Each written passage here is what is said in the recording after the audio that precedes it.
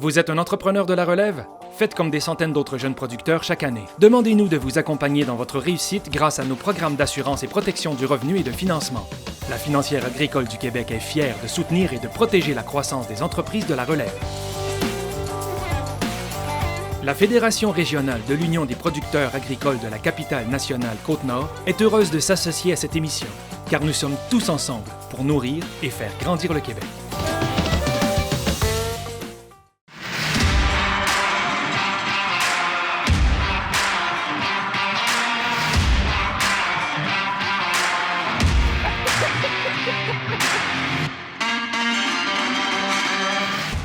Bonjour et bienvenue à La Voix agricole. Cette semaine, une émission spéciale avec deux jeunes entrepreneurs qui ont démarré des entreprises. Nous allons rencontrer Anne-Sophie Paquette de Deux Sœurs et compagnie du côté de Portneuf. Et ensuite, nous allons prendre la route pour aller rencontrer Sébastien Grondin du côté de Pintendre à Lévis. Sur ce, je vous souhaite une très belle émission.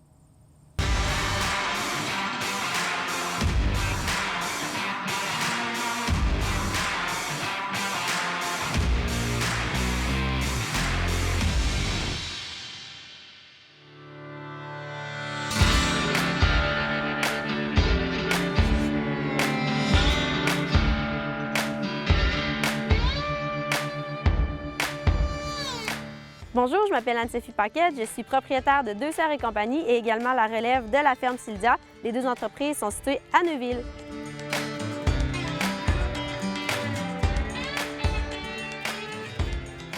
Donc la ferme Syldia, en fait, c'est actuellement la ferme de mes parents, Sylvain et Diane, d'où vient le nom Syldia. Oui. En fait, moi je suis la 4e génération de la ferme, je vais prendre la relève tranquillement au fil des années. Puis auparavant, c'était une ferme laitière, donc même mon grand-père, c'était des vaches. Ça fait à peu près 5 ans qu'on a décidé de quitter l'élevage, en fait, la production laitière pour vraiment se transformer en production de bœuf d'engraissement. Donc on fait ça, on fait 90 bœufs par année.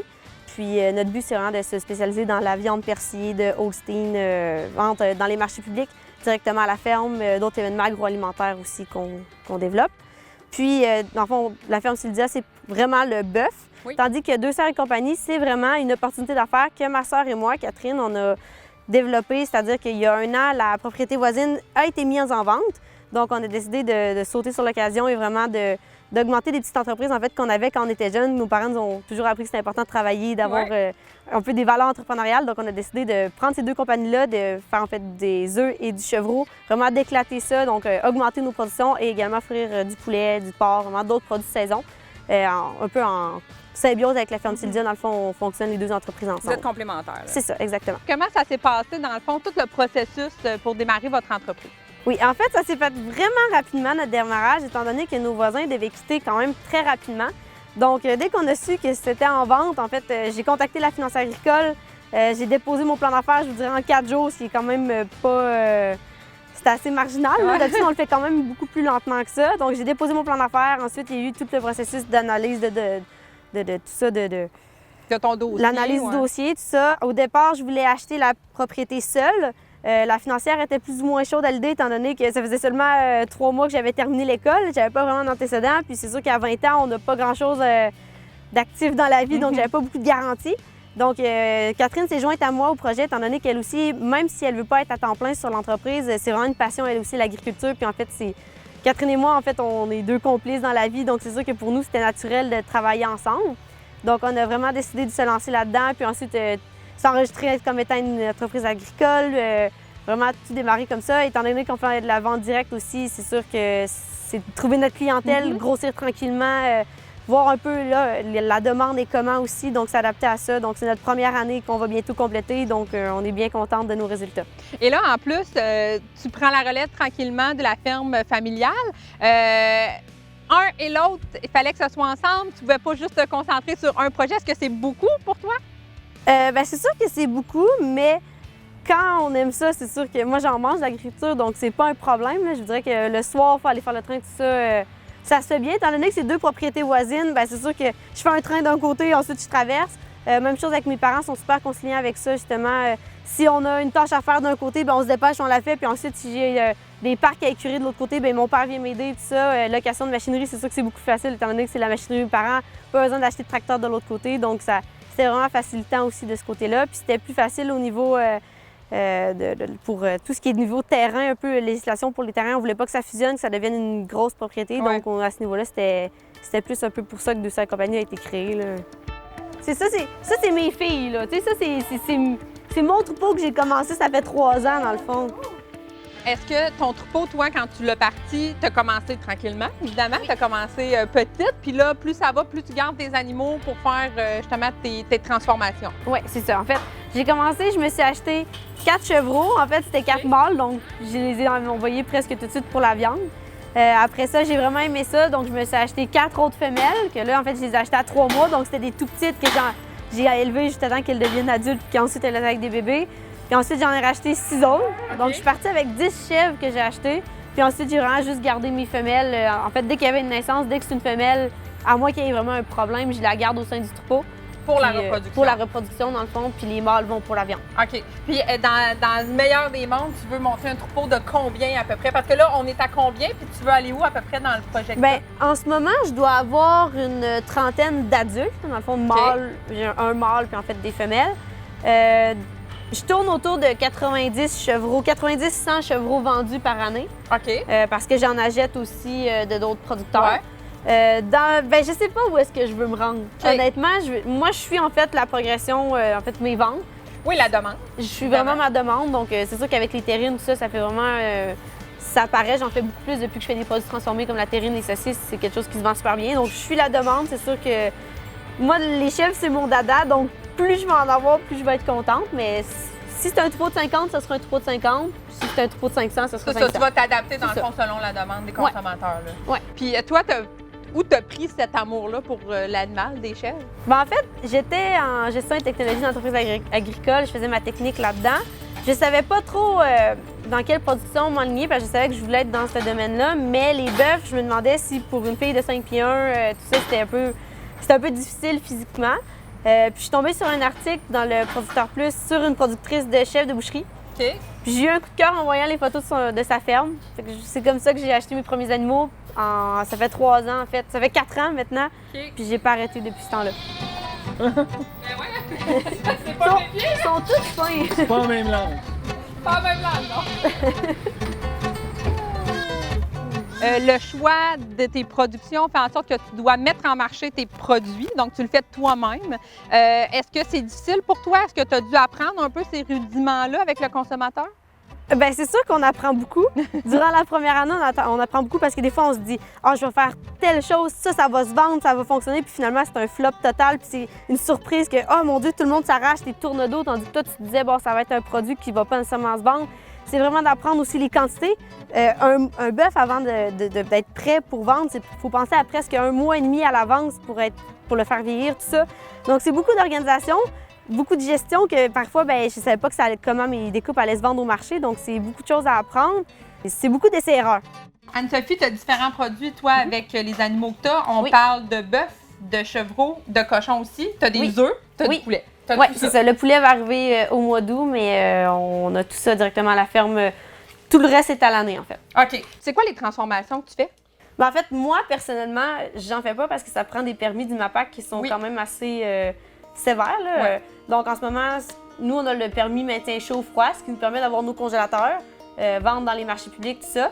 Puis tout ce qui est transformation, en fait, est fait dans une boucherie, dans le fond, à Deschambault. Puis tout ce qui est un petit peu aussi, c'est dans un autre établissement, en fait, je le fais faire transformer là-bas selon mes recettes, mes recommandations, tout ça. Mais c'est toi qui fais les recettes pour les terrines? En fait, les produits ici, non. La prochaine gamme que je vais avoir qui est en train de se faire développer en ce moment, c'est vraiment mes recettes, mes choix de produits en fait locaux. Par exemple, je prends du vin de Domaine des Trois-Moulins ici, donc c'est vraiment des produits uniques de Portneuf. OK. C'est quoi ta perspective, ta vision d'avenir pour votre projet? En fait, c'est sûr que dans le futur, étant donné que je vais être propriétaire des 2 entreprises, je voudrais beaucoup que ça fonctionne ensemble. Je voudrais que ça fusionne dans un futur lointain. À court terme, je veux vraiment qu'on développe le côté transformation directement à la ferme. C'est vraiment un de nos objectifs, donc être capable de faire nos produits nous-mêmes. Je vous dirais qu'on veut doubler ce qu'on produit actuellement. C'est vraiment notre but d'augmenter vraiment nos productions. tout en respectant encore davantage le bien-être animal. On vient de mettre nos poules en liberté, mais notre but, c'est que vraiment tous nos animaux soient en liberté, vraiment d'augmenter ça, puis faire une bonne réputation à notre entreprise. C'est ça notre vision un peu, d'être la référence vraiment dans le comté de Portneuf. On veut vraiment devenir la référence agroalimentaire de la région. Et comment ça se passe justement, tout l'aspect de démarrage? Est-ce que tu as eu de l'aide de professionnels? Est-ce que tu as des gens pour t'accompagner? Tantôt, tu me parlais de la financière agricole. Évidemment, c'est une porte d'entrée aussi. Comment ça se passe au niveau des intervenants dans le milieu? Est-ce que vous sentez que vous avez un appui? Bien, c'est sûr que moi, j'ai réalisé qu'il y avait beaucoup plus de subventions que ce que je pensais. OK. J'ai été quand même impressionnée de voir, bon, OK, au MAPAC, je peux en avoir. MRC de Portneuf aussi est quand même très active pour ça.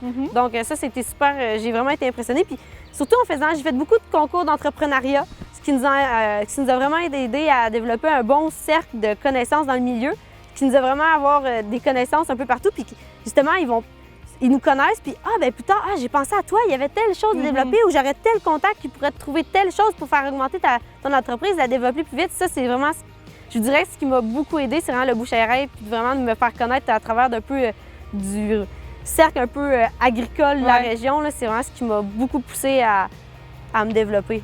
Qu'est-ce que tu dirais à un jeune qui vient du milieu agricole ou non? Qu'est-ce que tu pourrais leur dire peut-être pour les encourager ou des conseils peut-être à faire ou à ne pas faire? Bien, première chose, il faut vraiment croire en ce qu'on fait. Il faut être motivé à 100% parce que oui, c'est beau l'agriculture, c'est vraiment un métier passionnant, mais justement, il faut être passionné. Parce qu'il ne faut pas les compter nos heures, il ne faut pas se dire « Ah, ben si je vais travailler ailleurs, je vais gagner 30 de l'heure. » Parce que dans une ferme, on ne gagnera jamais 30 de l'heure. Puis c'est sûr que c'est beaucoup de temps, c'est beaucoup d'énergie à mettre, mais c'est tellement le fun, par exemple, de voir que ça fonctionne, que les gens reviennent, par exemple, dans mon cas, qu'on fait de la vente directe, bien, les gens reviennent et disent « Ah, ton produit, c'était bon, puis j'aime tellement ça, puis je suis fière de ce que vous faites, puis tout ça. » Puis c'est d'avoir vraiment les feedbacks des clients ou des gens de la communauté, puis c'est vraiment ça, c'est une fierté, là, puis c'est ce qui vient un peu nous pousser toujours à continuer, puis d'avoir les épaules droites, puis justement de dire « Ben wow, regardez tout ce que j'ai fait en un an. » Donc, c'est vraiment ça, puis de ne pas lâcher, puis de s'entourer aussi. Il ne faut pas croire qu'on est capable de tout faire, c'est pas vrai. Puis si vous êtes capable de tout faire, bien bravo, parce que moi, je suis pas capable de tout faire. Il faut vraiment s'entourer des gens compétents, puis justement d'avoir les meilleurs conseils possibles, puis de réfléchir avant d'agir, parce que des fois, ça vaut la peine de saisir des opportunités, mais il faut s'assurer que ce soit vraiment une opportunité qui vaille la peine. Mais que c'est possible encore de s'établir dans l'agriculture, il faut juste y croire, avoir des bons dossiers, puis justement présenter son projet financier, c'est possible, puis d'avoir sa subvention, c'est possible. Il faut juste vraiment être motivé par son projet, puis prendre le temps, puis penser à faire quelque chose qu'on veut une certaine pérennité aussi, là. Anne-Sophie, on te souhaite un bon succès à toi et ta sœur, puis une bonne relève de l'entreprise familiale. Bien, merci beaucoup.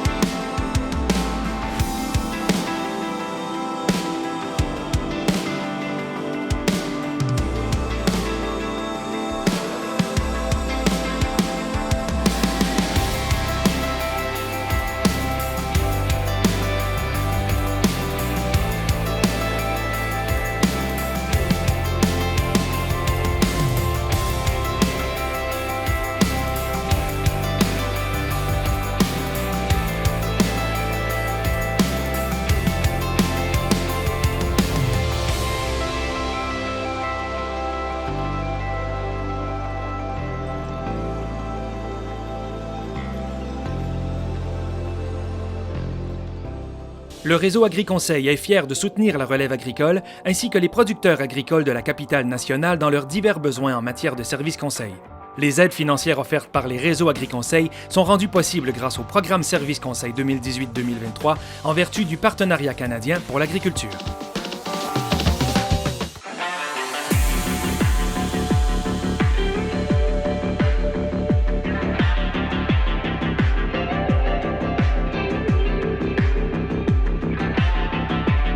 Salut, moi c'est Sébastien Grondin, propriétaire de Ferme Valsé Inc., située à Pintendre.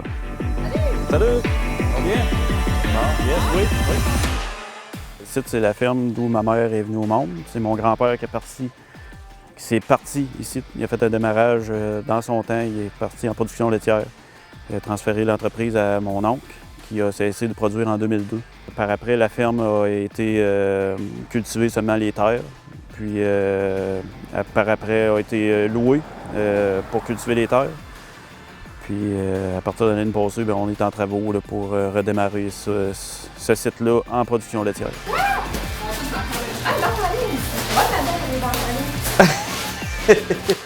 Alors Sébastien, démarrage en production laitière, première question qui me vient à l'esprit, c'est « Ah ouais, c'est possible encore aujourd'hui de faire ça? » Oui. Oui? C'est possible. Il faut travailler. Il faut avoir un rêve, premièrement. Là. Puis après ça, il faut travailler pour réaliser notre rêve. Là. Mais c'est possible. Ouais. Et comment on prépare un démarrage en production laitière? Parce que là, on discutait tout à l'heure, c'est pas du jour au lendemain là, que tu as décidé ça et que tu as travaillé là-dessus. Là. C'est quand même un travail de longue haleine. Oui.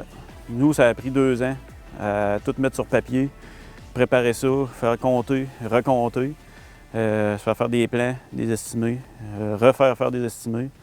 Ça nous a pris 2 ans, presque 3 avec la préparation du site. Là. Puis 2 ans pour préparer le dossier pour remettre aux producteurs.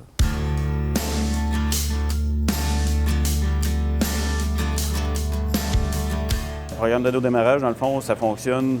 On demande à avoir, on achète 16 kg de quota. Puis eux autres, les producteurs de lait, nous prêtent 16 kg de quota. OK. Pendant 10 ans, on produit 32 kg de quota.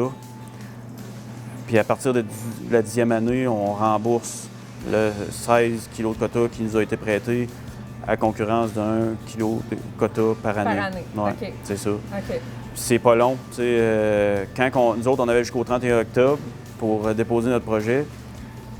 Je pense que le 30 octobre, on a déposé notre projet, puis j'ai envoyé un fax, un papier à la dernière minute, juste pour compléter le dossier. On l'a envoyé, on a tout fait jusqu'au dernier moment, là, le 31 octobre. Puis je pense le 12 novembre ou le 11, on avait notre réponse. OK, fait que ça a quand même été rapide. Oui, c'est pas long. Eux autres, ils amènent ça là, en réunion. OK. On a eu de l'aide des producteurs de lait, de l'aide des producteurs autour, de l'aide de la financière agricole, l'aide de la ville de Lévis même qui est avec nous autres là-dedans dans le projet. Des amis qui m'ont aidé à construire et à démolir. La famille qui m'ont aidé à construire puis à démolir. De l'aide, ça en prend, ça c'est certain. Tu peux pas faire ça toute seule. Non, non. Puis, mais il faut que tu sois prêt à en faire beaucoup tout seul, par exemple. Je pense que si tu es tout le temps après tout le monde pour te faire aider, à un moment donné, c'est ton projet, c'est ton but, c'est ton rêve. Puis je pense qu'un rêve et un but comme ça, là, ça se réalise en attachant nos bottines le matin puis en commençant. J'ai été propriétaire d'un garage automobile, mécanique automobile, à 20 ans. Par la suite, j'ai eu ça parce que je voulais travailler pour moi, être mon propre patron. Mais je me suis rendu compte que je travaillais pour tout le monde sauf moi. OK. Puis je me suis tanné de ça. Par la suite, j'ai travaillé comme mécanicien de machinerie lourde. Je travaillais dans le nord du Canada. Puis, mais toutes les fois que je descendais en bas des nuages avec l'avion, je me rendais compte que je voulais vraiment pas finir ma vie sans vivre de l'agriculture. Par après ça, je me suis engagé sur une ferme laitière à Saint-Henri. Puis je me suis fait une très bonne expérience là. Puis j'ai confirmé ma décision aussi là, de vouloir me lancer là-dedans parce que ça implique beaucoup. Là. Fait qu'il faut être sûr de tous les bons et mauvais côtés, que faut que tu sois prêt à vivre avec. Puis par la suite, je me suis fait engager sur la construction, puis pour m'aider aussi à m'enligner dans mes travaux, là, parce que j'ai eu beaucoup de travaux de construction à faire, puis ça m'a donné une très grosse expérience là-dedans aussi. As-tu fait des études en agriculture? J'ai fait, quand je travaillais sur la ferme à Saint-Henri, j'ai complété un cours au CFA de Saint-Anselme en ligne. OK. Un petit cours en ligne, puis je l'ai complété d'1 an.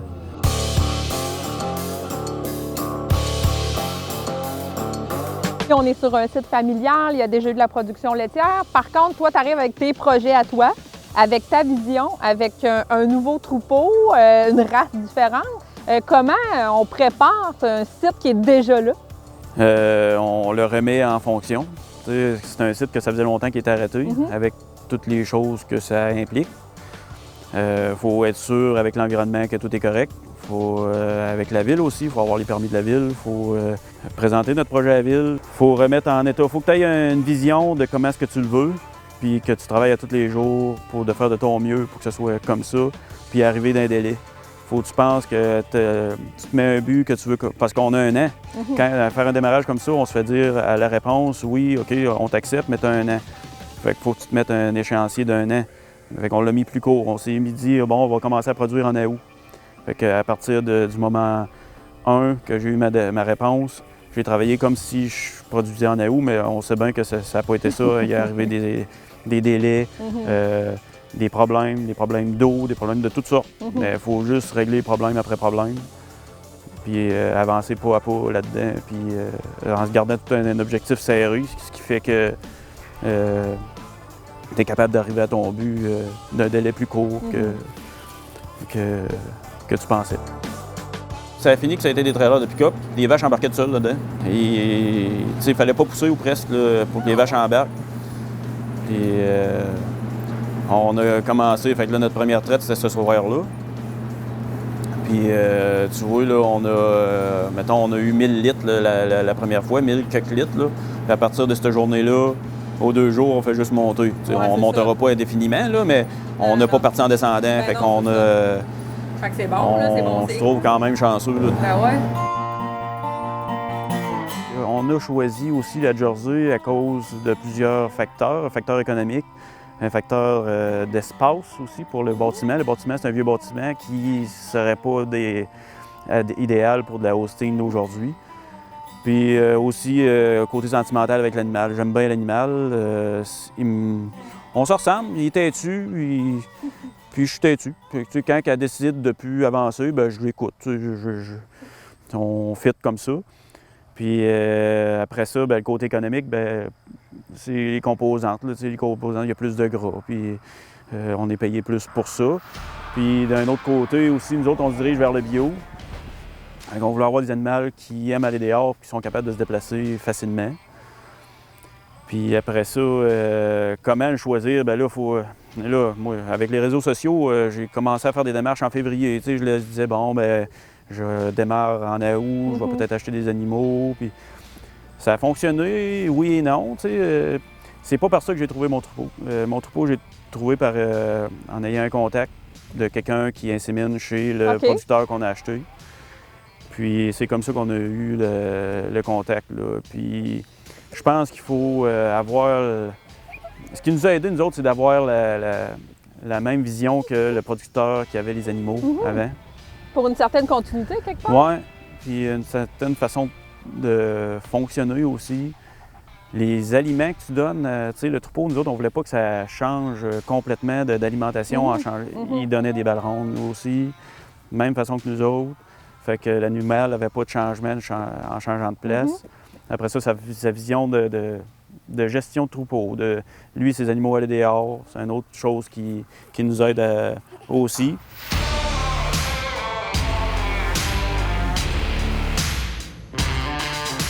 Sébastien, au moment où on se parle aujourd'hui, ça fait 1 semaine exactement que tu fais la traite de tes vaches officiellement. Comment ça s'est passé? Comment on fait une transition comme celle-là? On a une étape vide, on va chercher des vaches, on les amène. C'est quoi cette transition-là? Ça prend combien de temps avant que ça puisse produire raisonnablement, admettons? Bien, raisonnablement, c'est dans le moins de temps possible. OK. Mais nous autres, le troupeau n'était pas trop loin, c'était à Saint-Honoré, de Chandelay. C'est à peu près 1h30 en auto, 2 heures, mettons, dans le pire des cas, en camion, avec les animaux dedans. Le propriétaire des animaux a tiré ses vaches le matin. Il a eu fini son train, peut-être bien comme à 9h. 9h30, on était là. On a embarqué les animaux. À 11h, on était dans l'auto en train de s'en revenir. Les camions étaient en avant de nous autres. On est arrivé à 20 camions, comme des raisons. Mais à 2h dans l'après-midi, tout le monde était attaché. Puis tu as pu faire la traite le soir? Ils ont eu le temps de manger, ils ont eu le temps de se coucher. Puis on a pu faire la traite le soir. Puis il faut faire la traite le soir. Oui, vous avez pas plus que tu t'éloignes, pire c'est, là. Tu sais, si on avait pris un troupeau en Ontario, mettons, là, ben, c'est... Ils font pas une quantité de lait épouvantable cette journée-là parce que c'est un stress, je veux pas, là. Moi, l'avenir, l'avenir de notre entreprise ici, moi, j'ai pas d'idée de grossir tant. J'ai plus le goût de garder une entreprise familiale pour voir mon petit gars venir d'autobus le soir puis courir. C'est ça que je veux. Chacun ses idées, chacun ses buts, chacun ses volontés. Mais moi, je veux pas monter trop en quantité là, d'animaux, puis de quotas, puis de travaux à faire. Je veux pas avoir à coller l'armée pour faire mes travaux, c'est pour ça. On n'est pas beaucoup, tu sais. On est moi, ma blonde, mes enfants. C'est comme ça. Des fois, c'est différent dans nos familles, ils sont plus. Chacun son histoire. Qu'est-ce que tu pourrais dire à ces jeunes-là qui ont ce rêve-là? Toujours garder notre rêve. Toujours le garder. Même si t'es longtemps, moi j'étais longtemps là, que c'était pas ça que... Je m'ennuyais plus vers ça non plus. Là, des fois, tu viens, tu te dis, bon, mais non, moi, je serais jamais capable. Mais quand on l'a, là, d'ancrer, là, ce désir-là, soit agricole ou peu importe le rêve que tu as, il faut que tu le gardes.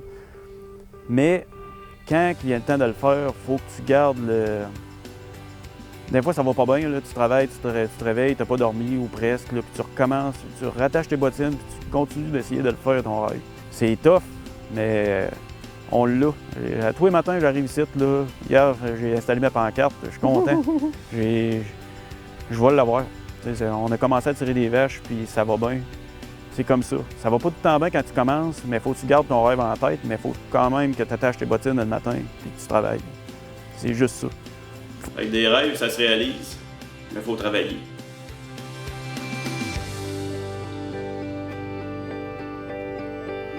Un poulet dans la moustache.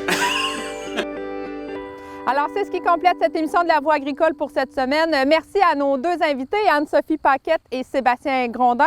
Alors, les jeunes, vous avez deux beaux exemples de réussite agricole. On vous encourage à réaliser vos rêves et venez vous implanter dans la capitale nationale, ville de Lévis. On va vous accueillir à bras ouverts. Tadam! Correct? C'est-tu trop ou?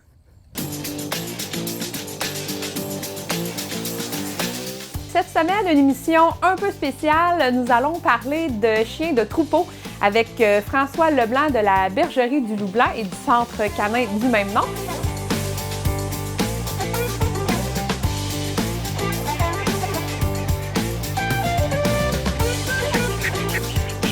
Et ensuite, nous allons nous rendre pour comprendre la fabrication de kombucha du côté de Saint-Tite-des-Caps à la rencontre de Mme Dominique Bouchard. Il va se former, la maman. C'est particulier. Bien là, je vais te montrer une grosse maman. Oui. Viens voir la maman. Viens voir. Une grosse maman. Ça fait bien un peu, on la met Ah, c'est rafraîchissant. On a marché d'un piquet. Au moins, elle trouve ça drôle. Non, mais faut que tu mettes des pantalons.